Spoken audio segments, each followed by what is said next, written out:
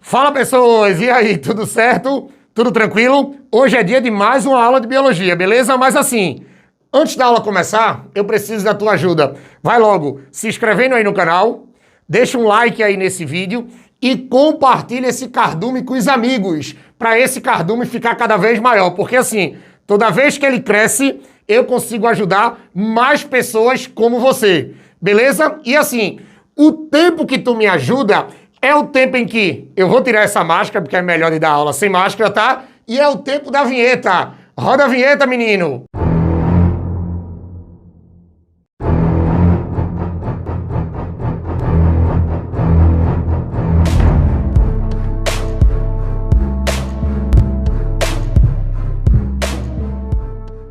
Pronto, pessoas. Agora a gente vai falar sobre zoologia, tá? Mas já vou adiantando.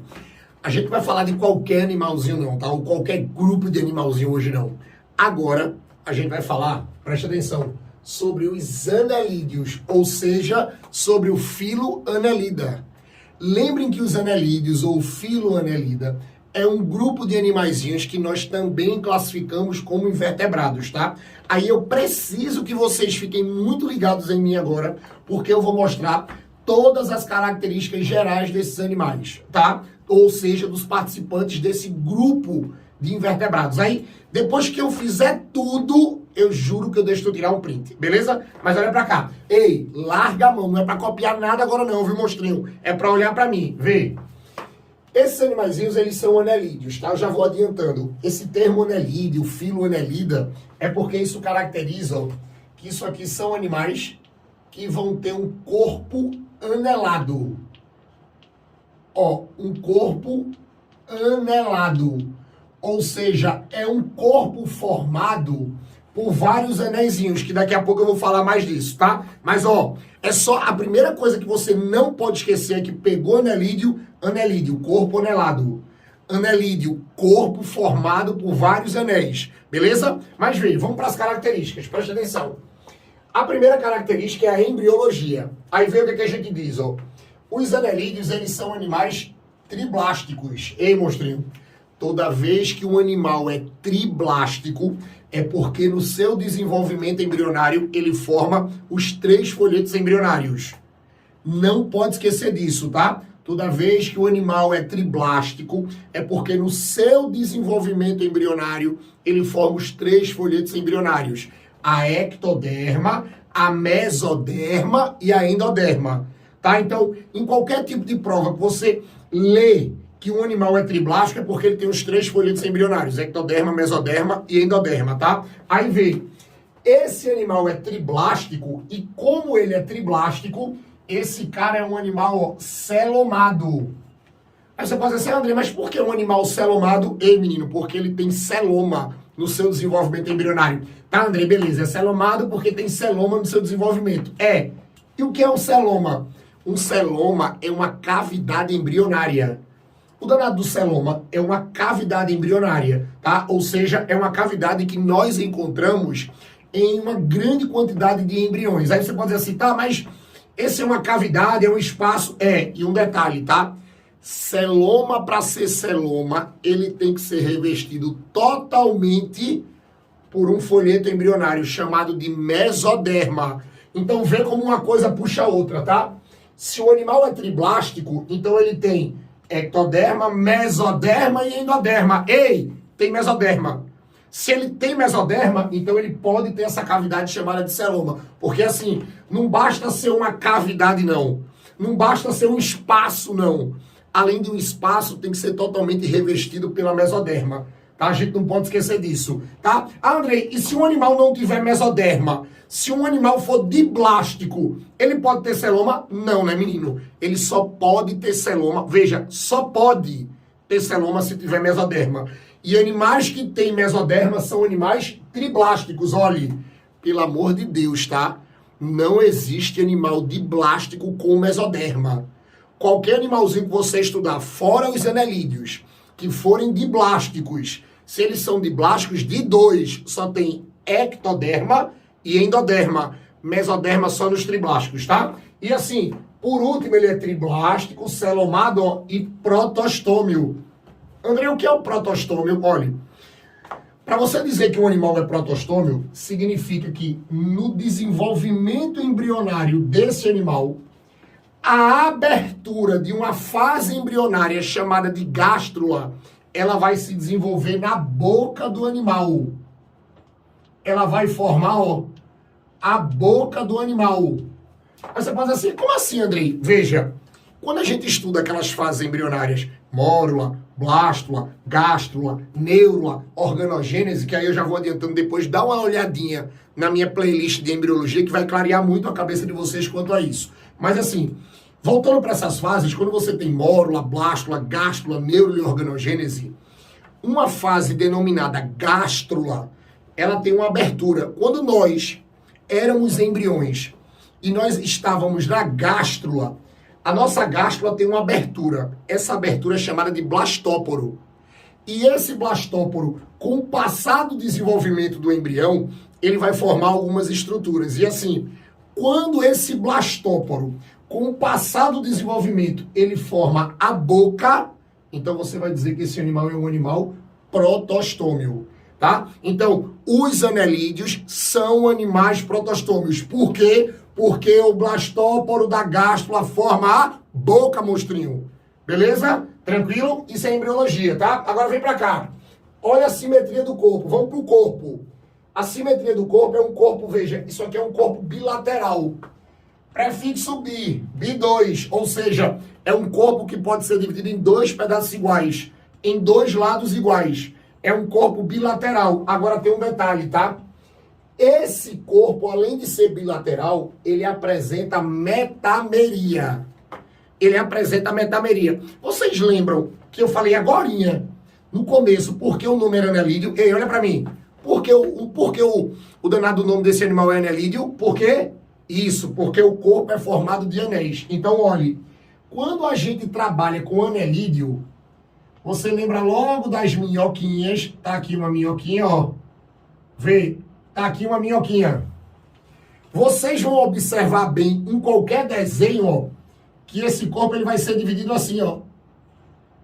Ó, ele apresenta um monte de divisõezinhas. Cada divisãozinha dessa aqui é como se fosse um anel, porque esse animal, ele tem um corpo cilíndrico. Esse animal ele tem um corpo cilíndrico, um corpo lá vermiforme cilíndrico. Aí o que é que acontece? Essa coisa de você dizer que o corpo tem metameria é porque o corpo é dividido em pedacinhos, é dividido em vários anéis. E cada anelzinho desse aqui, ó, você vai dizer que isso aqui, ó, são os anéis, ó, ou metâmeros. Ou metâmeros. Cada pedacinho do corpo de um anelídeo, ou você chama de anel, corpo anelado, ou você chama de metâmeros, ó. Por isso que a característica é chamada de metameria. E deixa eu contar um segredo. Tá ligado que na aula de nematelminto, eu disse que os nematelmintos também eram vermes de corpo cilíndrico? Por exemplo, uma lombriga, ela é macroscópica, você consegue ver tranquilamente, tá? Quando ela tá adulta e ela tem um corpo cilíndrico. Tu sabe como é que tu diferencia uma lombriga, ou uma das formas de diferenciar uma lombriga de uma minhoca? Ei, lombriga é nematelminto. Nematelminto não tem metameria, não tem essa divisão dos anéis, tá? Ei, anelídeo não, tá? Por mais que o anelídeo tenha um corpo vermiforme, tenha um corpo cilíndrico igual aos nematelmintos, ei, mas o danado do anelídeo, ó, tem metameria. Fiquem ligados com questões de desenho, tá? Eu já vi questões de desenho aí que eles botam uma lombriga, ó, e uma minhoca. Uma lombriga e uma minhoca. E sabe como é que você descobre o que é um anelídeo e o que é um nematelminto? Ei, nematelminto não tem metameria. Platelminto tem metameria. Toma cuidado com isso, tá? Então a metameria, ó, essa característica do corpo ser todo dividido em anéis, tá? Cuidado com isso, beleza? Olha pra cá. Depois eu tenho a digestão. André, o que é a digestão? A digestão do anelídeo é uma digestão completa. Ei, por que isso aqui é um animal de digestão completa? Porque aqui, ó, vai ter dois orifícios. Você vai ter dois orifícios. Ah, André, como assim dois orifícios? Um de entrada e um de saída, ó. Aqui você já vai encontrar a boca de entrada e aqui você vai encontrar o ânus de saída. Como esse sistema digestório tem uma entrada e uma saída, você diz que esse sistema digestório ele é completo. Sistema digestório completo é um sistema digestório que tem dois orifícios, um de entrada, um de saída. Beleza? Olha para cá. Respiração do anelídeo. A respiração do anelídeo é uma respiração que pode ser cutânea e branquial. Vai ser cutânea e branquial. Olha para cá. A respiração cutânea é aquela que a troca gasosa é feita diretamente pela epiderme do animal. Ou seja, pela pele do animal, pelo revestimento do animal. Agora tem um detalhe. Quando o anelídeo tem a sua respiração de forma cutânea, é porque esse anelídeo, ó, ele é um anelídeo terrestre. Ele é um anelídeo terrestre, ou seja, minhoca. Agora, eu tenho anelídeos aquáticos. Os anelídeos aquáticos não podem respirar pela pele, ou melhor, não podem respirar pela epiderme. Não vai ter como trocar gás pela epiderme. Então vai ser, ó, através das brânquias. A branquial, ó, é aquela que acontece através das brânquias.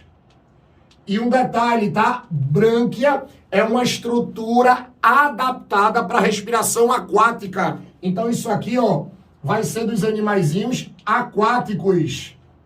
Oxe, Andrei, e tem um anelídeo aquático? Tem. Me dá um exemplo aí, agorinha, monstro. Os poliquetos ou poliquetas. Os poliquetos ou poliquetas, tá? São as minhoquinhas aquáticas. São minhoquinhas que nós encontramos no sedimento aquático. Eles respiram por brânquias, tá? Ambiente aquático. Toma cuidado com isso, tá? Tem muita gente que pensa que anelídeo só respira pela epiderme. Se for terrestre, viu? Se for terrestre, se for terrestre, olha pra mim, tá? Aí você pode dizer assim, circulação. Esse animal tem circulação. Esse animal já tem um sistema circulatório. E um detalhe, viu? É um sistema circulatório fechado, é uma circulação fechada. Ah, Andrei, mas por que uma circulação fechada? Ó, porque ela só acontece dentro de vasos. Ó, só dentro, presta atenção, de vasos. Ela só vai acontecer dentro dos vasos. Então, o anelídeo, por mais que seja um invertebrado, tem circulação. E a circulação, não é várzea não, viu? É tudo organizadinho. Só é dentro dos vasos, tá? Não pode esquecer disso, não. Depois eu tenho a excreção. Aí vê. A estrutura excretora do anelídeo é uma estrutura excretora que nós chamamos de metanefrídeos. Ou seja, geralmente, olha para cá, em cada anel, veja, em cada anel de um anelídeo, você vai encontrar um par de metanefrídeos, tirando os iniciais e o final. Mas aqueles anéis que ficam, vamos dizer assim, no meio do animal, eles vão ter todos pares de metanefrídeo, ou seja, cada anelzinho 2 metanefrídeos. E esses metanefrídeos, ó, eles vão ter uma estrutura tipo um funil cheio de cílios, que a gente chama de nefróstoma. Aí, ó, esse nefróstoma faz, ele tira, ele suga o excreto do corpo do animal, lembrando aquela coisa que não presta. Aí, quando ele suga isso para dentro do metanefrídeo, isso vai passar por túbulos e vai sair por um porozinho chamado de nefridioporo. Aí, ó, joga esse excreta para fora do corpo do animal. Então, nos anéis intermediários, ou seja, que ficam geralmente no meio do animal, em cada anelzinho você vai ter 2 metanefrídeos. Aí esses metanefrídeos vão ter uma boca que parece um funil cheio de cílios, que são aqueles cabelinhos, ó, para ir puxando os excretas e...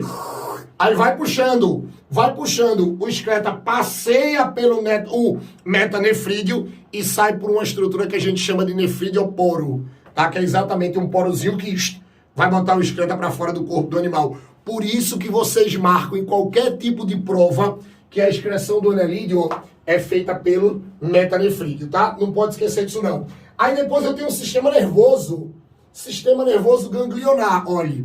Não é novidade nenhuma esse termo ganglionar para quem está acompanhando a minha playlist de zoologia. Porque o que acontece? Olhe, Quando você trabalha com essa coisa ganglionar, é porque esse sistema nervoso, ó, ele vai apresentar gânglios, que são estruturas formadas por conjuntos de células nervosas, e vão ser gânglios, ó, interligados por nervos. Interligados por nervos. Interligados por nervos. Ou seja, então você vai ter pares de gânglios interligados por nervos. Beleza? Sempre que você pegar esse sistema nervoso ganglionar, nesses animaizinhos, você vai ter que lembrar. Você vai ter pares de gânglios. Lembrando que gânglios são conjuntos de células nervosas interligadas por cabos nervosos, que nós chamamos de nervos. Tá? E por último, ó, eu tenho a reprodução. Aí tem um detalhe. Reprodução dos anelídeos. Você vai ter fecundação. Se você vai ter fecundação, então essa reprodução, ó, é uma reproduçãozinha sexuada. Agora tem um detalhe. Não é uma fecundação interna.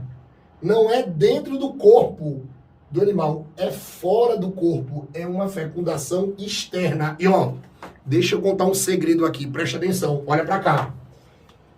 Essa reprodução dos anelídeos, tomem cuidado que esses anelídeozinhos, ó, eles são hermafroditas.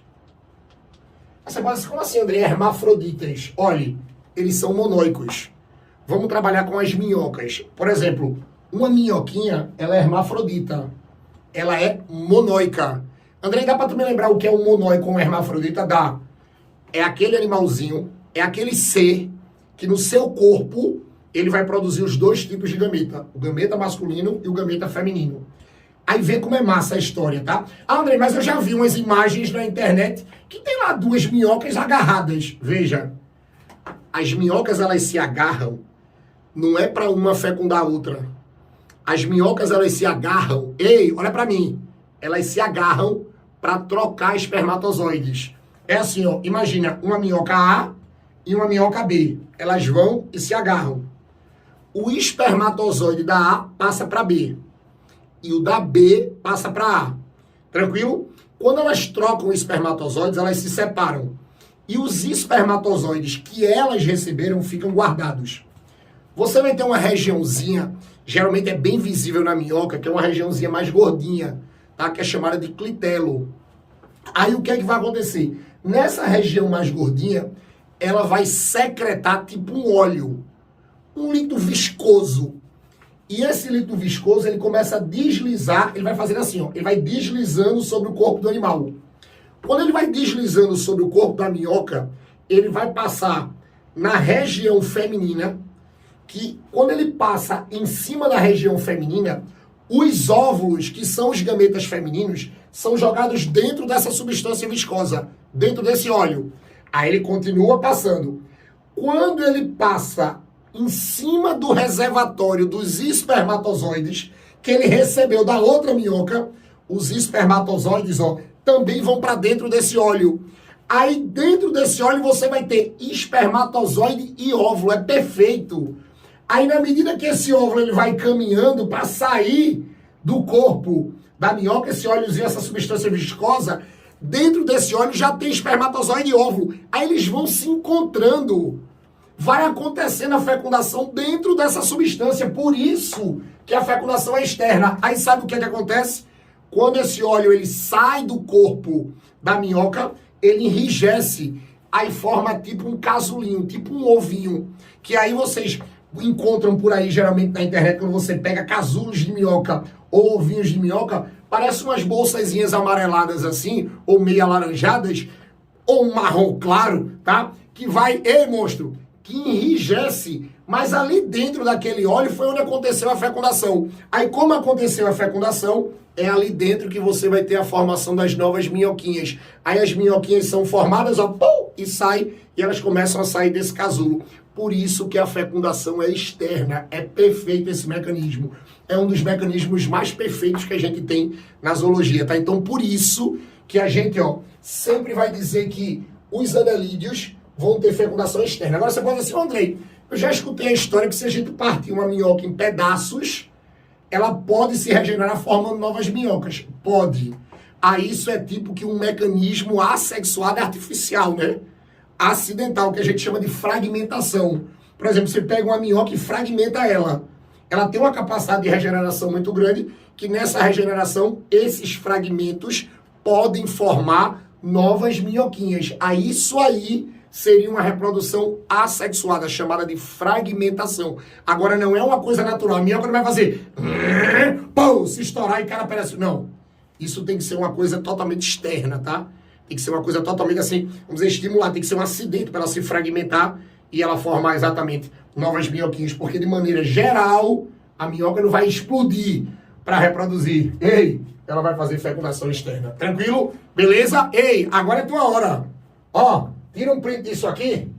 Todas as características dos anelídeos, tira um print. E com isso, a gente fecha mais uma aula aqui no Cardume, tá? Olha, quero agradecer muito a tua participação aqui no Cardume. Se tu não faz parte dele, ei, monstrinho, olha pra cá pro YouTube. Se inscreve aí no Cardume, tá? Ah, mas eu já sou inscrito, Tubarão. Então tu me ajuda, tu pega esse canal e manda pros amigos.